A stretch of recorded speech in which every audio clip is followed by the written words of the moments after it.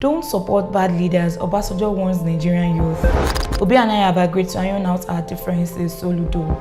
Marketers warn of possible petrol increase. Tinubu opens to dialogue with IPOB. The former president of Nigeria, Obasanjo, has cautioned Nigerian youth against reappointing bad leaders to be at the helm of affairs in the country. Obasanjo issued the warning while speaking at the third edition of the Presidential Youth Mentorship Retreat organized by the Youth Development Center of Obasanjo Presidential Library in Abeokuta, Ogun State on Thursday, November 24, 2022. The former president also enjoined Nigerian youth to engage in activities that would change the African narrative by participating fully in all the socio-economic and political activities.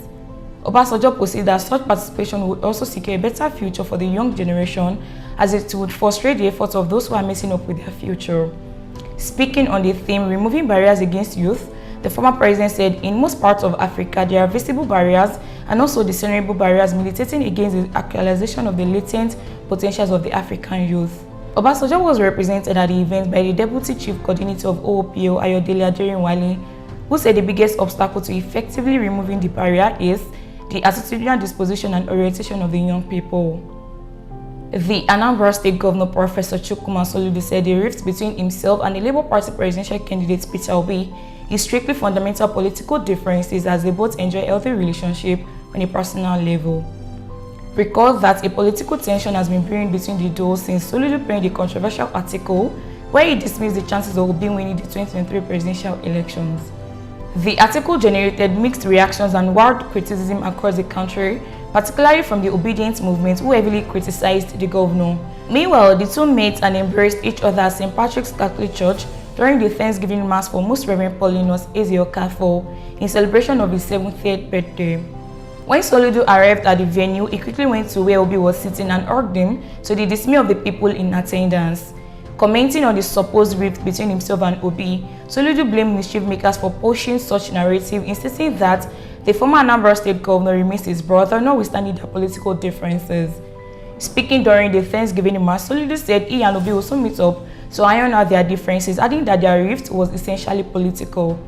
He also debunked the allegation going around that he was paid $28 million bribe to run down the Labour Party presidential candidate Peter Obi.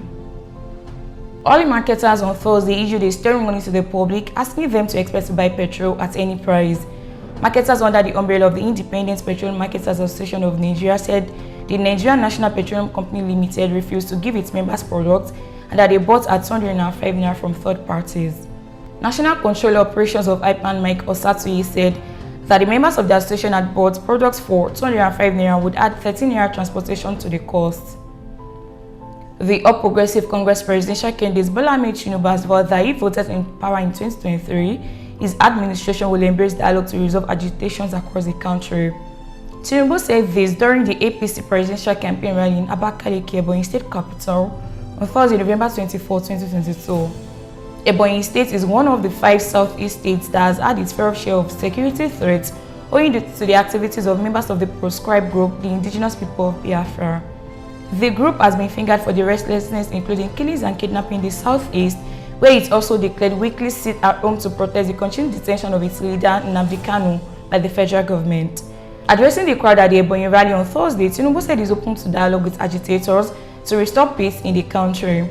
Speaking further on his plans for the region, the All Progressive Congress presidential candidate Tinubu said he would continue the reformation of transport system, especially the railway sector, embarked upon by the present administration. He promised that his transport system reformation would also include provision of a railway line connecting Calabar to the entire southeast. Here are the headlines again. Don't support bad leaders, Obasanjo warns Nigerian youth. Obi and I have agreed to iron out our differences, Soludo. Marketers warn of possible petrol increase. Tinubu opens to dialogue with IPOB. I am Odeleke Mofin, reporting for Wisdom Yard Online TV. Thank you for staying tuned.